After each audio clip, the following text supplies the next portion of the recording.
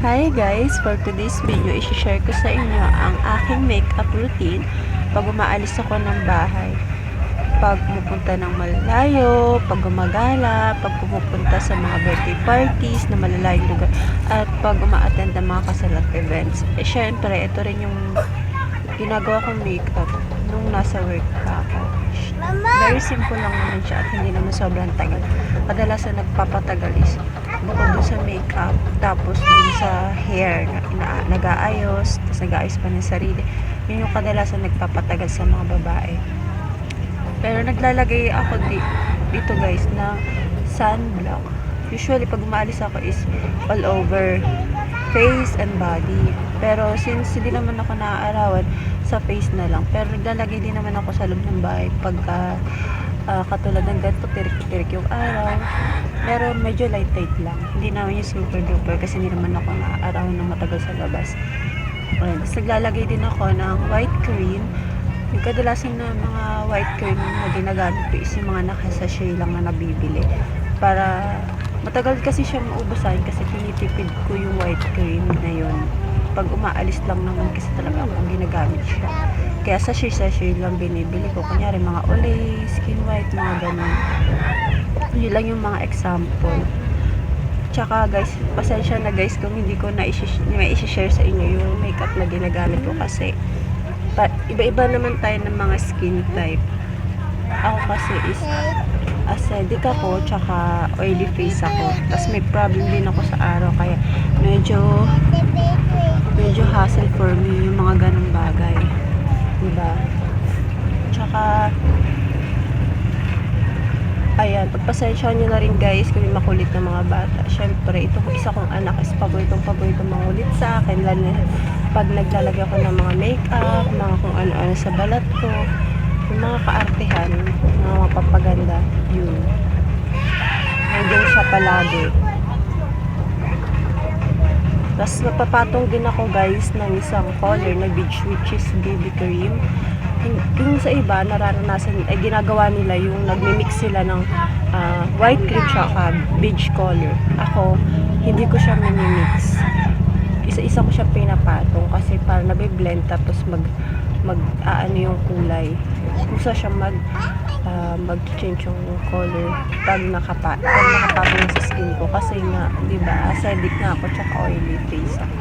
Kaya ganito yung sistema ng aking balat. Ayan. Napatong. At saka guys nga pala, take note. Hindi talaga ako gumagamit ng brush o sponge pag nag-blend ako. Usual talaga kamay lang kasi gusto ko blendable. Naranasan ko na kasi pag nag-sponge ako, nagbubuo siya. Tapos pag nag-brush naman ako, hindi naman siya nagsisink in sa face ko yung cream. Hindi siya natatakpan yung mga chismis na gusto kong takpan. Siyempre, alam nyo na, pag nanganak ka na, pag naging mami ka na, hindi mo na masyadong naasikaso yung sarili mo. At hindi na ako nag-skincare dahil nga, nagkakaroon nga ng irritation sa balat ko pag nagkakaroon ko ng mga skincare na mga ginagamit nila, mga toner, mga ganun, nagkakaroon ng irritating skin ko. At the same time, hindi na talaga ako gumagamit nun. At ang ginagamit ko pala dito guys na pinampapatong ko na pang cover ko talaga is baby powder. Dati nung nag-work ako, face powder tsaka baby powder minimix ko. Since nasa bahay lang naman ako, di kaya pag umaalis ako at event na pinupuntahan or may mga ina-attend ng mga parties, tapos kasama ko yung mga anak ko, hindi na ako nag-face powder kasi mabilis siya mahula sa akin dahil nga oily face ako at acidic pa ako. Kaya nagbe-baby powder na lang ako para instant na ang retouch ko ay sobrang bilis lang talaga. At long lasting yung pagka makeup dito kasi hindi siya saglit lang, umaabot pa siya, kunyari umaga yung party hanggang gabi, umaabot pa siya ng ganong katagal. This day talaga siya sa face kasi nga baby powder ginagamit ko talaga para sa akin lang ha, kasi yun talaga yung nangyayari sa akin, yun talaga yung kadalasan kong ginagawa. Parang alam ko na kung ano yung timpla sa sarili ko. Tsaka nagpa-brush pala ako ng kilay dito bago ako maglagay ng pang eyebrow ko. kasi para naayos ko yung kilay ko dahil sabog na talaga guys yung kilay ko. At saka yung last na ahit ko pa ng kilay dito is nung February pa, which is kasal ng friend ko. Ayan. At pinaka-challenging part sa akin dito guys is yung nag-makeup ako, nag-eyebrow, maglalagay na kung ano-ano sa mukha ng ang gamit ko ay salamin ay itong camera ko lang. Kasi nag-challenge ako nung isa kong friend. Sabi niya, total nag-video ka na rin lang, tapos nagda-live ka, bakit hindi ka na lang mag-makeup tutorial? Yung makeup routine, yung sa'yo lang, yung ikaw lang yung gagawa sa sarili mo, pero dapat mas challenging. Sabi ko, naku, ang dami na kasi nga gumagawa sa online, di ba? Sa mga social media, sikat yung pag-makeup tutorial. Siyempre, pagka nalaman na yung nag-makeup tutorial ako, sabi niya, ay, naku, hindi naman masyado magaling. O di kaya, nabash ako na, ay, ano ba naman yun? Madalas na yun ang ginagawa. Pero sabi kasi ng friend ko, i-challenge mo kasi yung sarili mo na magme-makeup ka sa harapan ng camera na hindi gumagamit ng salamin. Yun, mas mahirap yun. Kaya mo ba yun? Sabi ko, naku, hindi ko sure kasi alam mo naman, malabo yung mata ko at alam mo naman pag nag-makeup ako, lalo na kung nasa jeep ako, nasa sasakyan, talagang tansya-tansya lang talaga at mabilisan lang talaga mag-makeup kasi nga, isa lang akong mami at dalawa yung binabantayan ko sa tuwing aalis ako. Ayan, sobrang hassle for me, diba? Pero sabi ko, month ago rin naman, pinag-isipan ko kasi ilang buwan na nakakalipas yung tinanong at now ko lang naisip at this is the first time that I'm doing this. First time talaga to guys, ever. Ayan, kung nakikita nyo, ganyan po ako magkilay. Pero ang gamit ko sa lamig is itong camera na to. Diba? Struggle sa akin. Pero hindi ko na inisip kung ano talaga yung totoong pinaka-itsura ko. At hindi na ako gumamit dito ng pa-filter. Makita nyo yung natural face talaga. Kasi alam nyo, sa buhay natin, hindi ka makikilala ng isang tao o ng ilang tao kung lagi ka naka-filter. Sabihin na, ay, ang ganda-ganda niya sa online, ang ganda-ganda sa social media. Kasi ang kinis-kinis niya, ang ganda-ganda niya. Tapos, perfect na perfect skin niya. Tapos pagkita sa'yo sa harap, sa personal, oh my God, nakakalisma, hindi na pa siya maganda din pala ganun. Diba, nababash tayo. Kaya mas maigi na yung ipakita mo yung true identity mo, true personality, at may lakas ng loob ka gawin ng isang bagay. Do it on your own. Do it to yourself. Do it for the others. Nasa tingin mo, makakapagpasaya ka at minsan nakakatulong ka. At the same time, papangaralan mo sila at may natututunan sila. At nakakuha rin sila ng mga suggestion or di kaya ay nakakakuha sila ng mga ideya na dapat nilang gawin, makakuha sila ng ideya na, dapat ganito pala, dapat ganito. Pero, at the same time, na-improve yung, mabuboost pa natin yung ating self-confidence through social media kasi na-share natin sa kanila yung talent na meron tayo, yung kung ano yung kaya natin gawin, diba? At the same time, matutuwa tayo kasi dami nanonood, ang dami nagko-comment ng good. Parang yung nabubus yung confident mo na, sige, gawin ko pa sa susunod. Sige, gagawa pa ako sa susunod. Dadamihan ko pa yung mga videos mo. Ay, gagawa pa ako ng mga ganito. Nakakaisip ka ng bagong ideya, diba? Ganun lang. Share your thoughts and share mo na rin yung pinagkakaabalahan mo kasi marami kang matutulungan na tao at marami makaka-inspire sa'yo sa mga ginagawa mo. And then, naglagay pala ako ng eyeshadow. Bago ako maglagay ng eyeshadow, naglalagay ako guys ng clay blush. Kasi alam nyo kung bakit. Mas para kumapit yung eyeshadow at mag-long lasting siya. Ayan. At brown, light brown lang pala yung ginamit ko dito ang eyeshadow kasi para mag-ano lang yung sa eyes ko. Kasi hindi siya bagay sa akin yung rainbow color. Alam nyo naman, diba? Yung itsura ng face ko. Basta hindi ako confident sa rainbow color. Gusto ko lang yung natural color lang, yung magmukha lang na wow, nice, good, you're looking good, ganun lang. Parang fresh naman dati. Tapos yung blush on na ginagamit ko dito guys is lip tint lang. Hindi ako gagamit ng ibang klase ng blush on kasi nga nag-sink in siya sa mga pores na nakakairita. Actually guys, may pores po ako sa face. Hindi naman siguro bago sa inyo yun. At alam ko karamihan sa inyo meron na noon, lalo na sa mga mami at walang budget sa pagpapaganda. Ayan. At guys, ito pa pinaka-struggle sa akin na kinaiiyak ko talaga yung paglalagay ng liquid eye.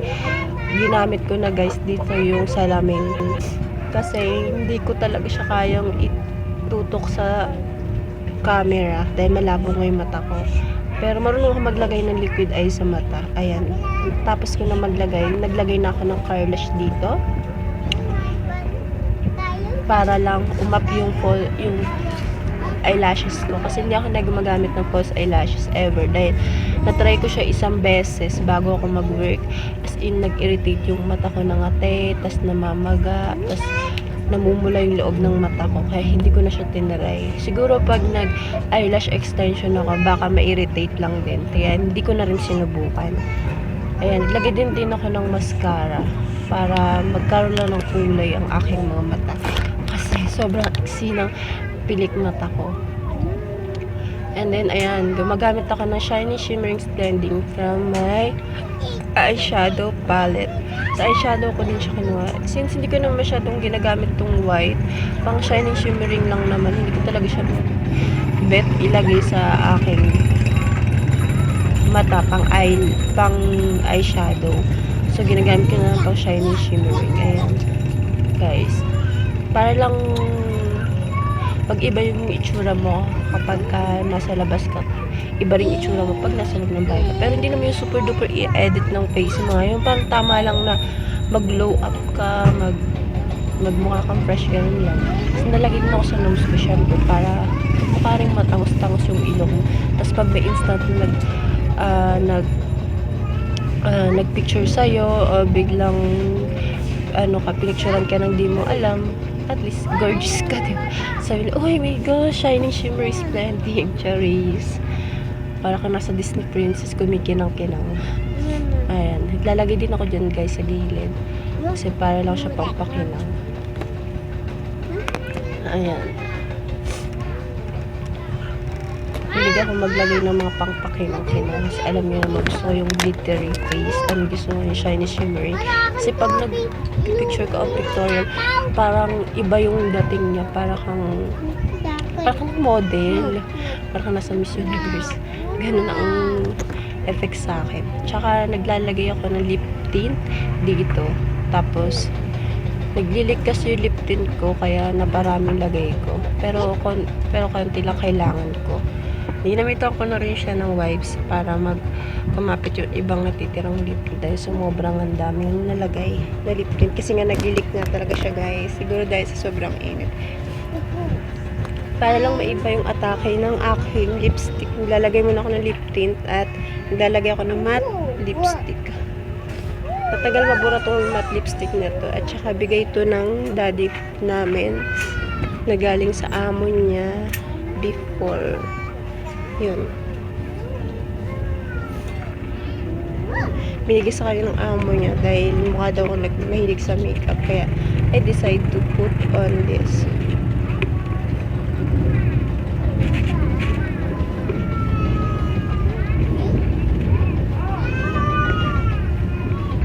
Alam niyo na kung gaano kaganda guys ang effect sa labi ko. Ayan. So, pa-finish na ako dyan. Retouch na lang ako dahil since sobrang init at kahit nakatutok sa kanya sa iriban is walang nangyayari. Parang may butil-butil pa ako nagpawis kasi nga hindi ko alam kung gaano kataas na ang init dito sa ating lugar. Kaya naglagay-lagay na rin ako ng retouch. Kasi nagmamantika na ako. Charis! Ayan guys. Ayan. Hanggang leeg pala guys. Pag nilagay kayo ng powder or makeup sa face, siguraduhin nyo na pantay sa ating leeg. Kasi pag hindi siya pantay, kapag kama lang tayong espasol. Tsaka nag-ayos na rin ako ng buhok. Pagpasensya nyo na medyo dry. Pero tinitreatment ko itong hair ko kasi nga naka-bleach yung dulo na ito. At super dry na dry siya. Napilitan tong gupitan tong buhok ko kasi sobrang dry niya is nagputol-putol yung dulo. Kaya ngayon medyo nabawasan yung pagka-dry niya dahil nag-treatment na yung hair. Ayan guys. Sa mga nakakita ng look ko na to at nakapanood, Comment na lang kayo kung nagustuhan niyo yung look ko at magpa-makeup na lang din kayo sa Charis. Comment down below if yung nagustuhan nyo ang aking video. Please like, share, and subscribe for more videos at comment kayo para sa mga next videos na gusto nyong gawin ko at content ko. Ayan. Thank you guys for watching. Bye!